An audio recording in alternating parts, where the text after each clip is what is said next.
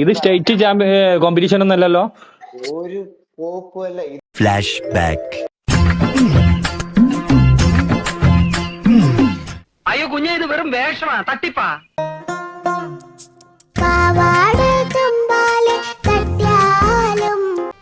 ഇവൻ നമ്മക്ക് പണിയുണ്ടാക്കുമെന്നാണ് തോന്നണേ.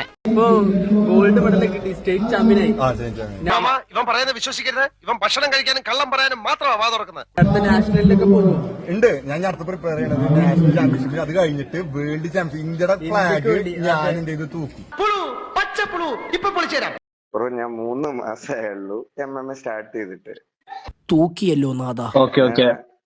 അപ്പം ഇത് എന്റെ കോച്ച് പറഞ്ഞു, സ്റ്റേജ് ഫിയർ ഒക്കെ മാറല്ലേ, ഒന്ന് വാ, ജസ്റ്റ് കണ്ടു നോക്ക്, ഇതൊരു ജസ്റ്റ് ഒരു മാച്ച്.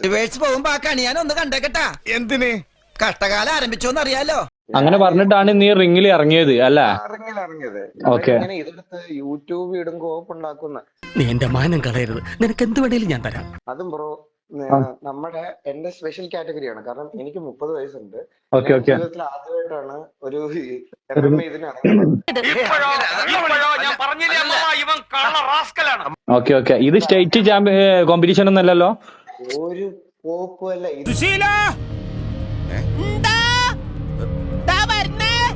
എല്ലാരും വിളിച്ചു. ഇത് അതും ബ്രോ സാധാരണ ഉള്ള 3 മിനിറ്റിന്റെ മാച്ച് അല്ലേ, 1.5 മിനിറ്റിന്റെ സ്പെഷ്യൽ മാച്ച് ആണ്. ഇപ്പോഴും flying flying always up in the air. നീ അപ്പൊ അങ്ങനെ ചെയ്തത് നന്നായി. ഇല്ലെങ്കിൽ ഈ കേസിൽ ഞാൻ ഒറ്റപ്പെട്ടു പോയനെ. ഞാനും പിന്നെ ഒരു 46 വയസ്സുള്ള ഡോക്ടറും ഉണ്ടായിരുന്നു. അപ്പൊ ഡോക്ടർ ഞങ്ങൾക്ക് രണ്ടുപേർക്കും മാത്രമായിട്ട് സ്പെഷ്യൽ ആയിട്ട് അറേഞ്ച് ചെയ്താ. ഈ മൊണ്ണ എങ്ങനെ വന്നു തനിക്ക് ഞാൻ വെച്ചിട്ടുണ്ട്.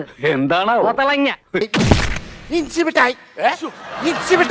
ഇവൻ ഇതിട്ട് ഇത്രയും ഷോ കാണിക്കൊന്നും ഞാൻ. ഓക്കെ. അല്ല, അവൻക്കുള്ള പണി കൊടുത്തിട്ടുണ്ടല്ലോ, സീനില്ല.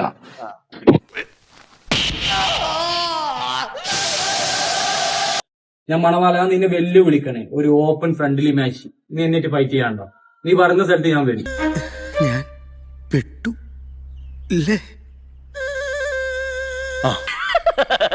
തൽക്കാലം ഇത്രയും മതി. വരട്ടെ.